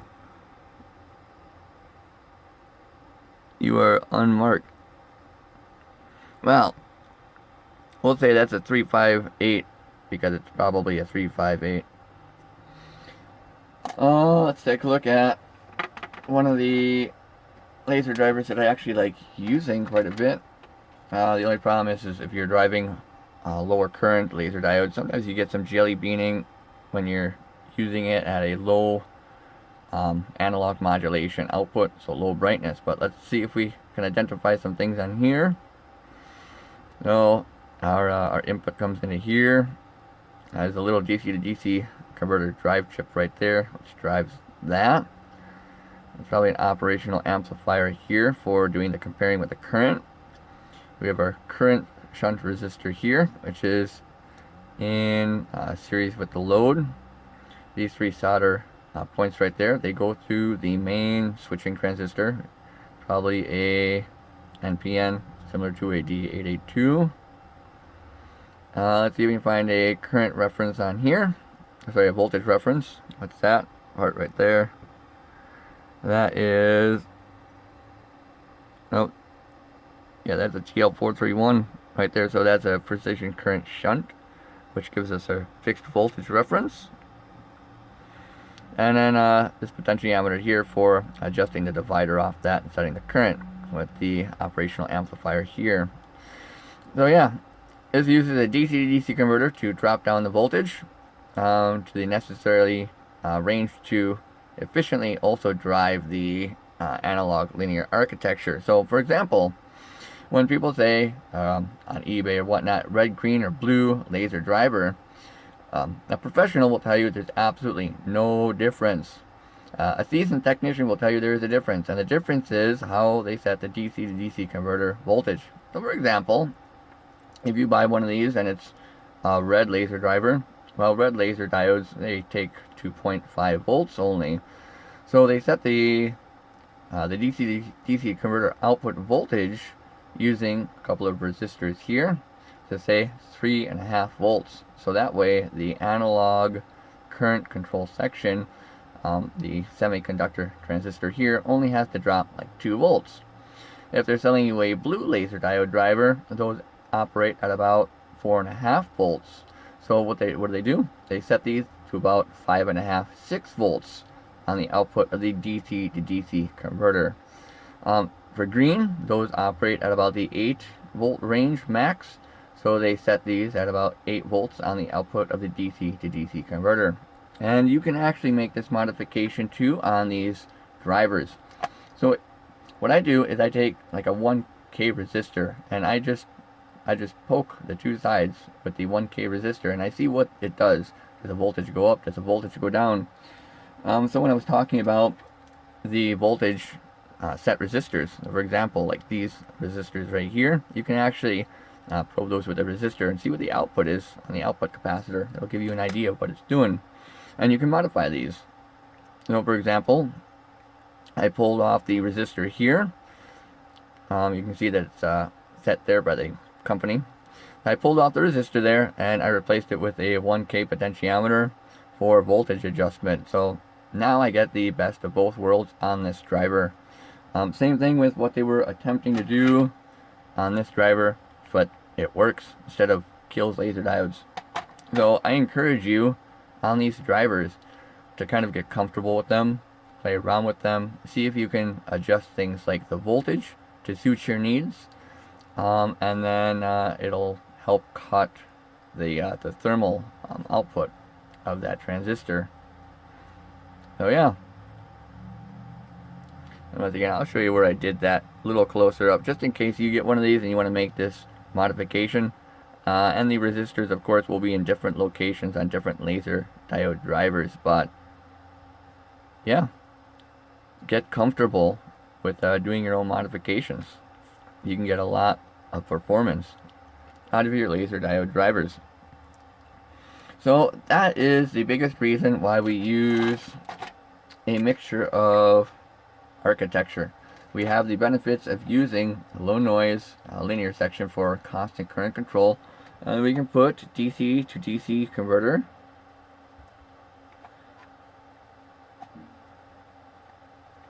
to drop the voltage to about 2 volts above the output load for the linear driver. So for example, let's say if it's running a blue laser diode, most show lasers and stuff like that, laser modules made to run off 12 volts, so it would take 12 volts and it would step it down to, say, 6 volts, in which case the constant current linear section would take control with that transistor and then drop it down to the low voltage at the current it needs, down to 4.5 volts, say at 1 amp. So if we're going from 6 to 4.5, that's 1.5 volts times 1 amp. That means the constant current only has to drop 1.5 watts, right? Whereas if it was dropping to 12 volts, that's another 6 volts at 1 amp. So we'd have to change that to 7.5 watts that we would have to dissipate through our heatsink on our laser driver without using the DC to DC converter to drop down the voltage. So that's why we use mixed architecture. Hopefully at this point you're aware of what a laser driver does and what the parts on a laser driver kind of look like. Let's get into how to use a laser driver. Now, on most laser drivers, there's two main connections to take a look at. The first one is the power input. So for example, this one is actually just mains AC from the wall in, little switch mode power supply here, gives us our output, and then we have our linear constant current section here.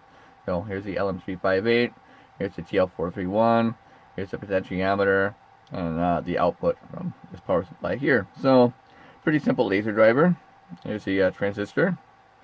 Well, we also have an input here, and that input says M. Well, M is for modulation, and there are two types of modulation that you see.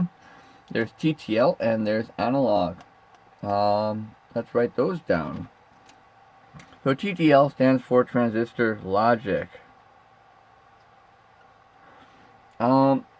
When you have this kind of modulation, you don't have any ability to incrementally, brighten the laser. You just have on or off. There's no control over brightness at all.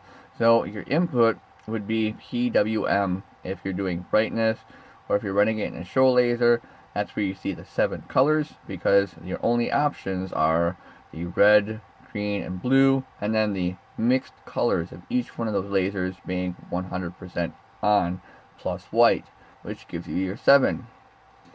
So this is a TTL laser. As I said, the input's right off the wall. I'm going to go ahead, I'm going to plug this into the outlet, and hopefully it works. This is a time to remind you that if you've had a teacher who took the time to make sure the demonstrations work correctly, it's probably a good time to thank him. Alright, so a TTL modulation is an on-off signal. Normally they list them from 0 to 5 volts, 5 volts being on, 0 volts being off. The truth of the matter is the voltage that can trigger the laser turning on can be much lower than a 5 volt range. Keep that in mind. I'm going to show you how the laser turns on when we put voltage into the enable pins, just with a battery here. Because it is TTL, we're not controlling brightness at all. Once again, this is on and off. Now, I'm going to do this. I'm going to touch those 2 pins, and the laser should come on. Actually, I'm going to put something there so you can see the laser when it turns on. Well, not the best thing to put by an open circuit board, but you'll see it turn on.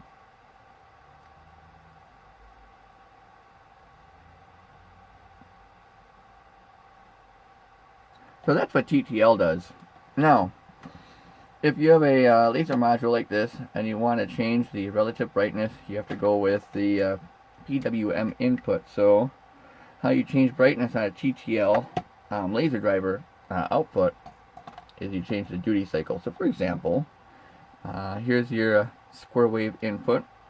We'll go with, this would be 100% on, so here's 0, here's 5 volts coming from whatever pin or processor is feeding that signal, and it would be all the way up like that until you want the laser off. That'd be 100% brightness.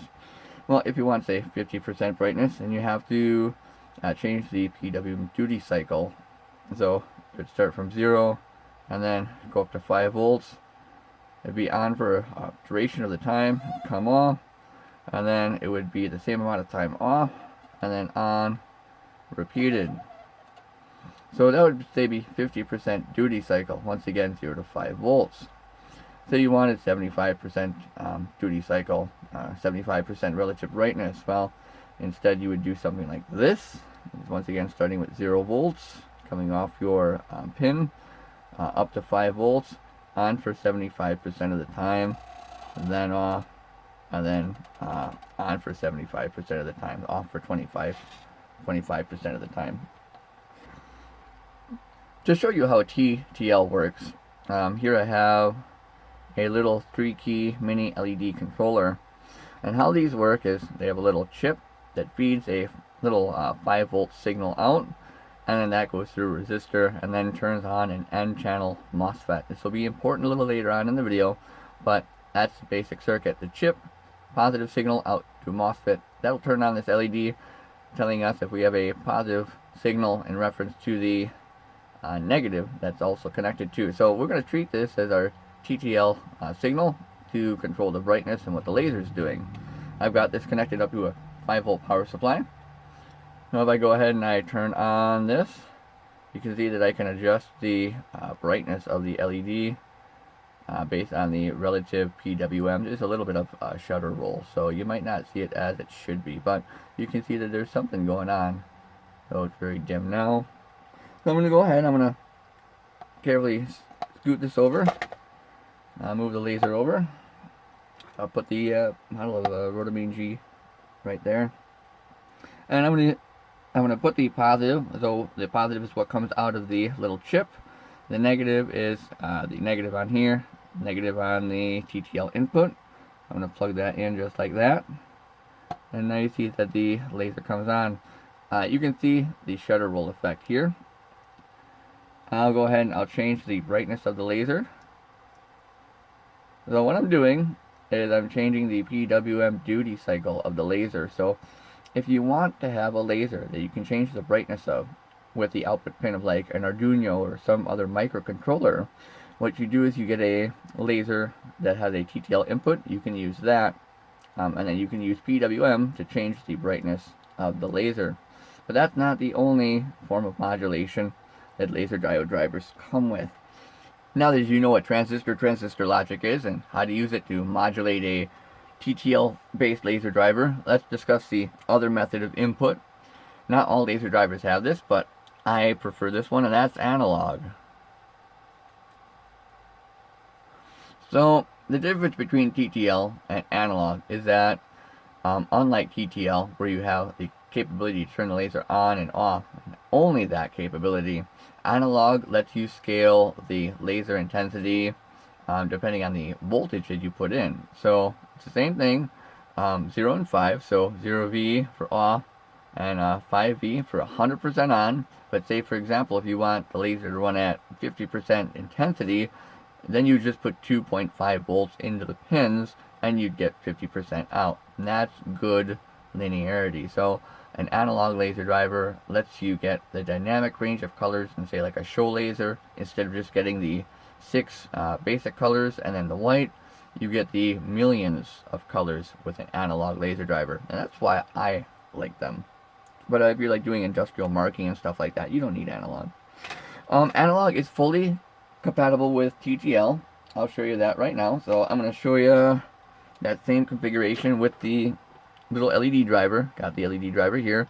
Now of course 0 is off and 5 volts is all the way on. In this case 5 volts is all the way up. Got the laser set up here. Unplug this, and then we should be able to turn this laser on and use PWM to control its brightness. So there's the laser running, and we're gonna see if this works. So you can see the PWM in the laser right there. So it's almost fully on. Now it's at 100%. So the next click is going to be the lowest, which is like 5% right there. So that's controlling it with PWM PWM brightness. Let's go with analog and show you how I can scale the intensity of the laser with the input voltage. Alright, so let's take a look at my setup now. I have my multimeter here, and it's connected up to what is effectively a voltage divider, just made with one potentiometer. So one side of the potentiometer is on ground, which is on this side, and the other side is on my positive output, which is about 5 volts. And the sweeper is connected to the positive side of modulation. So if I turn this towards the positive, the voltage is going to go up. If I have this to negative, the voltage is going to go down. So take a look at the meter. I'm going to turn up the voltage, and I'm going to turn down the voltage, just like that. Now let's connect this up to the input pins of the modulation here. Make sure that's right. That would be backwards. You know what? We're going to do something real quick. Probably shouldn't do. We're going to flip that around to suit our needs for the moment. We're going to omit that part for the moment.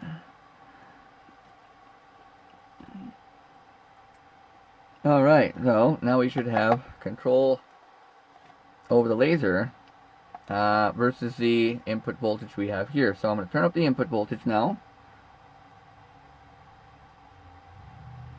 So right there, and you should see absolutely no PWM on the laser as I'm controlling the brightness, unlike with the PWM from the LED controller.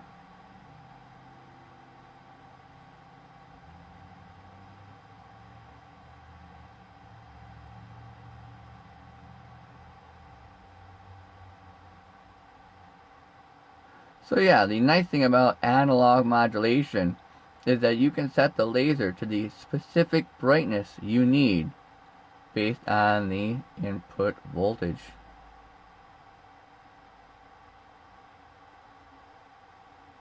So if you're looking for all the colors in your show laser, go with an analog laser driver. Don't go with TTL. You're gonna only kick yourself later. Now let's say you don't have access to a full laser driver like this with modulation input to control the brightness of the laser, and you only have access to a little laser driver like this from, say, a pointer, but you still want to control the relative brightness. Well, firstly, I'm going to tell you, if it's a boost or buck mode, take a look at the number on the top of the IC and see if it has enable or PWM input pins. Check up the datasheet often. The datasheet will tell you a little bit more about the IC, and you can use it. But yeah, PWM and enable, it's the exact same thing as TTL. If you're lucky, you will have analog input, but usually not. So how would you modulate the brightness of this laser? Well, your only option is to actually turn the whole laser on and off. And you can get away with this. I've done it at like 255 Hertz, which is common for LED PWM and the output pins on like Arduino. So that is an option. However, you have to watch the frequency of which you turn the laser on and off, especially if it's a DC to DC converter style. And that's because the DC to DC converter chip actually takes a few cycles in order for it to stabilize its reference and the output current, output voltage that it needs. So if you turn it on and off too quickly, sometimes you'll get spikes on the output, and that can kill your laser diode. So I would say if you can change the PWM frequency while doing this, the lower the better. So if you have 255 Hertz, use it if that's what you have. But if you can write code or do some change to bring it down to like 60 Hertz, that would be even better for the laser driver itself. Let me show you how to connect it up. As my external signal, I'll be using the LED controller again. So I took those wires off. I have my access to the ground, and I have my access to the 5-volt output of that IC, just like you would have on your microcontroller. To connect it, all you need is an N-channel MOSFET. Now you might be asking, what N-channel MOSFET do I use? The honest truth is 99% of any N-channel MOSFETs you will find will work for this application. It's not very picky. I have a little 10K resistor. I'll also tell you, you don't need a 10K resistor. Anything from 100K all the way down to like 5K will work. not picky. All it's doing is draining the gate charge that you put from the output of your IC. And most often this is handled internally anyway. You can also put a resistor in line going up to the gate. However, that resistor must be of a lower resistance than the resistance you put across the source and the gate. So for example, if you have a 100K here, you'd have to put like a 10K here. Just some things to let you know about, because the positive coming off the chip needs to be stronger than the pull down of that resistor. I have the source connected to my negative input. I have the positive running just up along this way, and I have my drain connected to that wire up here. So what I'm going to do is I'm going to connect the positive and the negative here to the laser driver, just like that. Doesn't need to be neat, it just needs to be demonstrable. Alright, and then I have my MOSFET here. I have this yellow wire that goes to the signal and connects to the MOSFET gate. I'm going to take that, I'm going to solder that onto the output pin of that one IC, just as you would the output pin of your microcontroller. I'm going to put solder on that.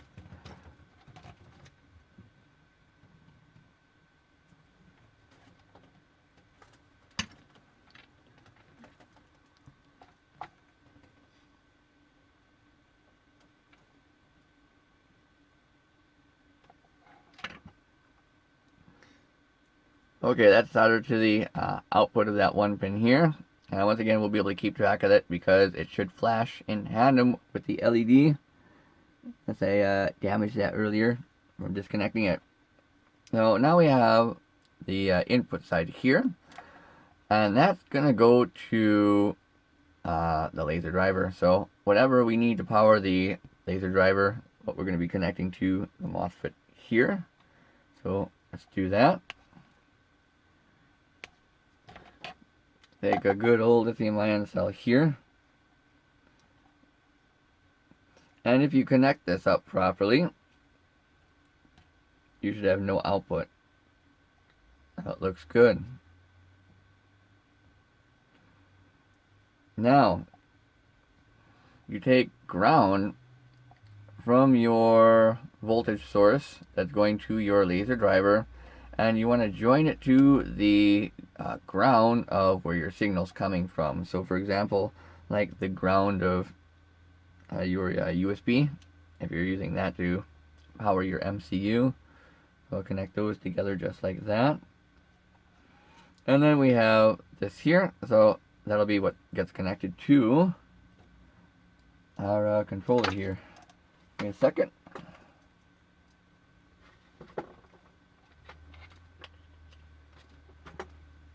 Now let's go ahead and plug in our microcontroller, just like this, negative.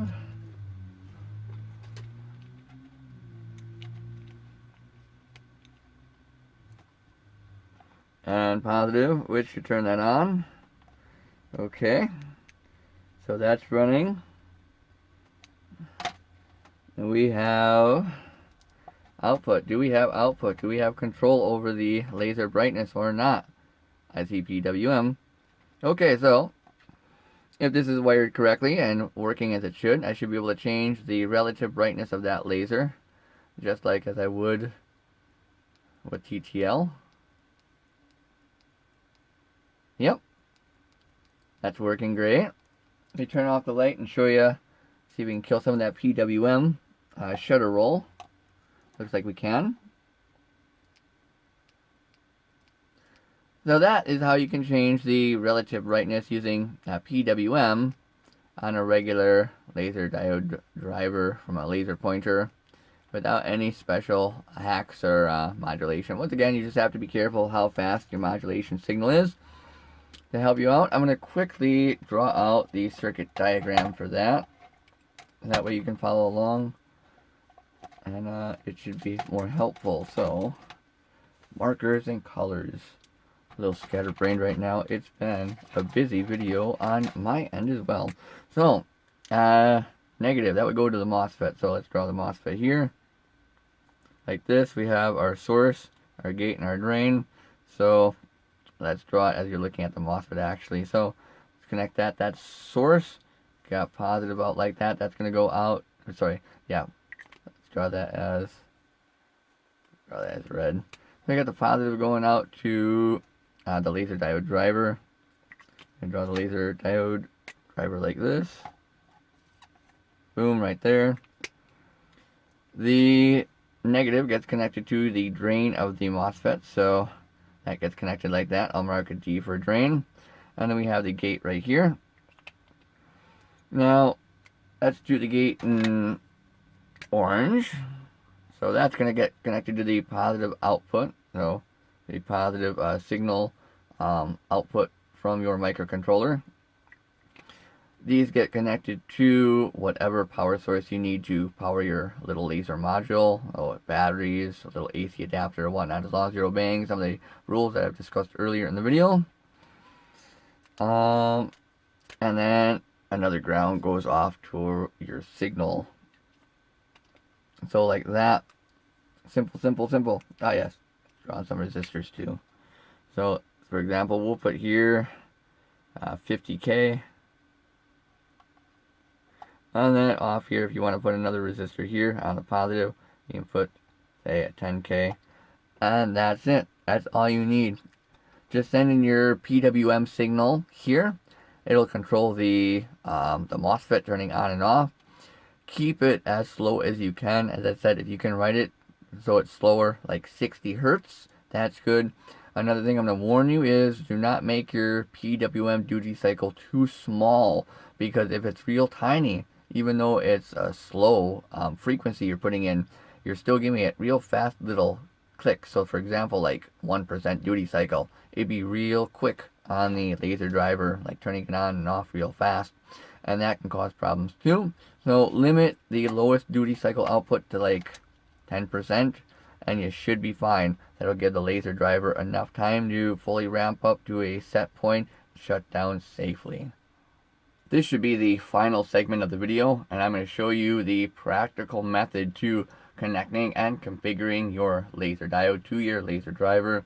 In this case, I'll be using this little laser driver here, so I'm going to have to also be concerned with modulation input to turn on the driver. However, if you're dealing with a laser pointer driver, you won't have to worry about modulation, just input power. In any case, you'll need a few things. You'll need a multimeter capable of reading current in DC. You will need a potentiometer tool of some sort, and you'll need a soldering iron. Before you start, I would recommend that you already have the solution for dealing with the heat generated by your laser diode already taken care of. You can see that I've mounted my A140 blue laser diode on this heatsink, and that's because doing the current calibration can take a little bit of time, and you don't want your laser diode to overheat during that process. We have a situation in this case where I know this is a hybrid laser driver, and it has a buck mode DC to DC section in there. Remember, buck mode we can run without a load, no problem, and it's voltage regulating, so we don't have to worry about the voltage running away anyway. This should be configured for blue, so our output voltage should exceed that 4.5 volt range. We're going to go ahead and test the voltage, see if it matches our requirement. And remember, we can run this without a load, so let's go ahead and do that. We're going to need to provide modulation as well. Let's turn on the driver. We should have power to that. And I'm going to plug in modulation. See if we get proper voltage on both sides, be 12 volts. And our 5 volt modulation signal. Turn that on. See what we get.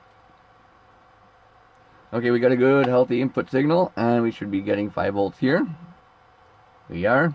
Now the reason why I'm feeding full modulation signal in at this point is because I want to have the laser driver set so it fully puts out its power as it should at its proper current. So always adjust these with full modulation input voltage in.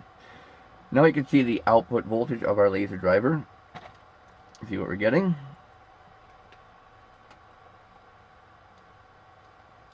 And we're getting nothing.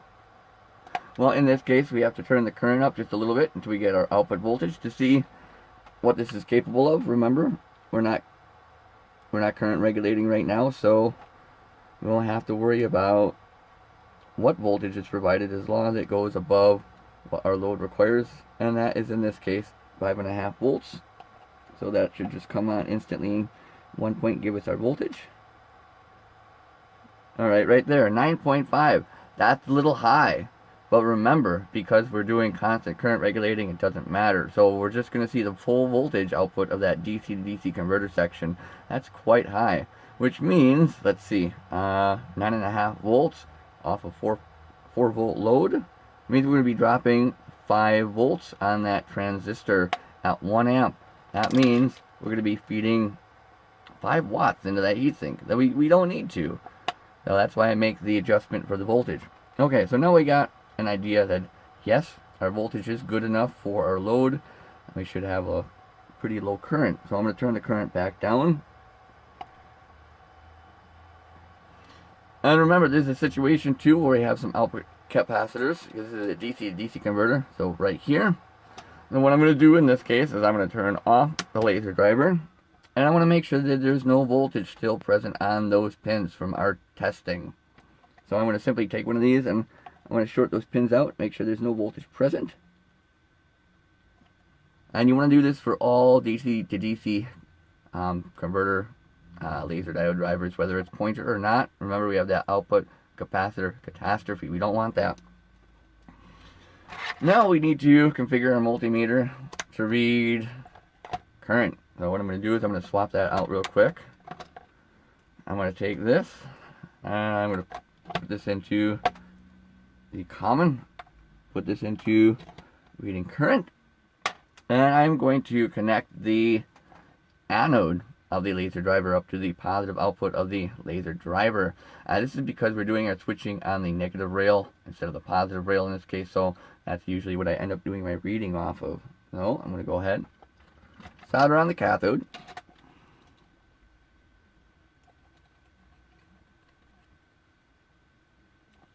Just like that. And I'm going to take the meter and I'm going to put the meter in the loop so we can see what the current going through the loop is. We connect common to our negative output. Those would be the output of the switching transistor. Just like that. And I'm going to connect the the positive, to the cathode of the laser diode.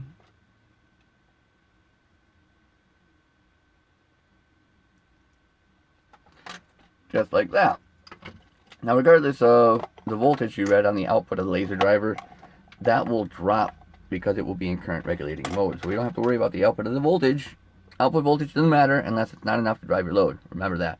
Output voltage doesn't matter, only current matters. Alright, now I'm going to put the meter in current regulating mode. Not current regulating, current reading mode. We should be able to read the current going through the laser diode at this point. I'm going to go ahead and turn on the power supply. And since we have the current fully down, we should see nothing, which we do. Now this laser diode takes about 1.25 amps. Let's only bring it up to 750 milliamps because I really don't want to overheat the driver. But we'll set it to 750 milliamps and see where it sets. Now I'm going to turn up the current. And it's come on already. So now I'm going to slowly adjust the current upwards until it reaches the 0.75 range.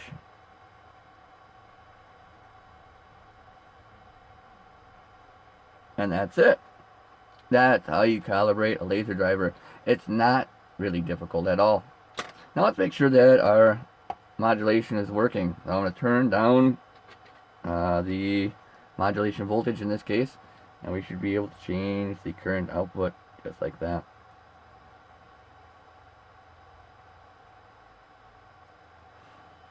Yep, 7.9. Went a little high. Oh yeah, that's right. This puts out just a little higher voltage than 5, doesn't it? I think we can turn it down. Alright. But yeah, so calibrating a laser driver is not too complicated. All you have to do is make sure that you don't send more current to your laser diode than the specification says on a data sheet. So make sure you always obey the current specification of your laser diode. I would also recommend do not fully power your laser diode. Maybe run it at like 90-95%. You will get a good long lifespan out of your diode. The harder you drive them, the faster they will fail. And now to wrap up the video with some final thoughts and one last demonstration, and that's to show you really where voltage matters the most. It's not the laser diode, it's the laser driver. Now in larger show lasers, they get away with using linear laser drivers and only linear laser drivers because they will pick the power supply to suit what laser diode banks they drive. So for example, in some show lasers, they will have banks of red laser diodes in 4. And that's because each laser diode takes about 2.4 volts to run. In series, that's about 10 volts, and they'll just use a 12-volt power supply to drive that bank. Therefore, they're not dropping a lot of voltage across that transistor in the linear laser driver. Now in this case, we have a situation where we can change the voltage based on the single laser diode we have on our DC to DC converter. And how much does the modification of changing that voltage really matter in a laser diode driver? Well, I'm going to show you. We got this laser diode right here, which I just connected. It's running at 750 milliamps. The output of the DC to DC converter on here is 9.5 volts, and the voltage that is going across the load here is 4.5, which means we got 5 volts at 750 milliamps, giving us about 4-ish watts of thermal generation, heat generation off that transistor. I've got this laser driver here, and it's putting out 1 amp, so it's putting out more current to the laser diode that's in here. These are identical A140 laser diodes. There's no difference between them. In fact, when I turn them on, you'll see that this one is visibly dimmer than this one by about 25%. The only change is I have the modification to change the DC to DC converter voltage. So I turned down the voltage on this one to about 5 volts output, which means we're only dropping half a volt at 750 milliamps. That's not even 1 watt of power dissipation at all. That's about half a watt of heat generation we have here. So 1/6 the heat on this heatsink as on this heatsink will be generated, surprisingly enough, even though we're getting more power out of the laser diode. That's just how it works. To demonstrate that, I have this wax here, and I'm going to put an equal amount of wax on both laser drivers. So just like that, little wax ball, about that size. I'm going to put the same size wax ball on the other heatsink. And surprisingly enough, the one that is putting out more power will be the cooler one. In fact, by far. I'm going to turn on both lasers, and I'm going to turn up the modulation input so they're both at 100%. And we should be able to see the visible difference between these two. So that one's about that bright. That one's about that bright. And we can physically see that there's less power going to this laser diode. Now to share with you some tips. There's a product called Lasorb. And what that does is it will protect your laser diode from electrostatic discharge. So for example, if you have a show laser and you're using analog input and you want to protect the driver from electrostatic discharge from cables or connecting and reconnecting, things like that, Lasorbs help a lot. They will protect laser diodes, and I recommend that product if it's something in a show laser. I've just seen it. It's a good product. So the thing that they don't protect against is too much current. They also don't protect against heat production inside the laser diode or anything else like that. So they're only pretty much for ESD protection, and that's it. Let's see. Another tip to show you is if you want to migrate over a TTL laser to a analog laser driver. So say, for example, if you want to take this laser, you don't want it to have TTL, you want it to have the custom brightness settings. You can also see what current this is running at simply by putting the multimeter in line with the output of the laser diode driver to the laser diode or laser module, and that will tell you where to calibrate your current on your new laser. You can also get the forward voltage too. That'll help you set, but all the information you need is already right there. Get your meter out, get some get some test data. Yeah, one last thing to note. Just like as with these little DC to DC converters and modulating them, say at like 60 hertz, there are some limitations to the DC to DC converter based laser drivers too. That's because they have a switching frequency. Once again, it's usually like 500 kilohertz, half a megahertz, all the way up to about 2 megahertz at most. But if you keep interrupting the load on the output, turning it on and off real quick, and your output capacitors aren't capable of properly, filtering out that sudden change in the output load, that can also mess with the voltage reference of the DC to DC converter and cause spiking too. So you want to really keep it in that nice healthy range. A lot of these are rated to go up to 30 kilohertz. You'll often see that listed as properties of the laser diode driver. Figure most of them will go up to 100 kilohertz, no problem. If they're linear, they can go up to the megahertz and not have issues because they don't have any kind of DC to DC switching. I think that's about it for this video. If you enjoyed, please do give a like, and you can support this channel. There'll be a link below that'll keep new content coming, new tools, new products, new projects, stuff like that. I got a lot of things that I want to do, and that funding does help. Also, I do not have sponsors. There will be no sponsors on these videos, and that's because I want you to learn. I don't want you to watch advertisement. I want you to learn. Anyway, as always, stay tuned for more.